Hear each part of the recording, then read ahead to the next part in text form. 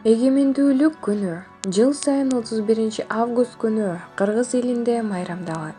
1991-жылы Кыргыз Республикасынын Жогорку Кеңешинин кезексиз жыйналышында Кыргызстан Кыргыз Республикасынын мамлекеттик эгемендүүлүгү жөнүндө декларациясынын токтомун кабыл алган. Ушул тарыхый актыга байланыштуу Кыргыз Республикасы көз каранды эмес, суверендүү, демократиялык өлкө болуп жарыяланган. Мына ушул күндөн тарта Кыргызстандын жаңы тарыхы башталган. Эгемен жана көз карандысыз өлкө катары Кыргызстан башка мамлекеттер менен эки тараптуу дипломатиялык алака катыш түзүп, тең ата мамиле күтүүгө жетишкен.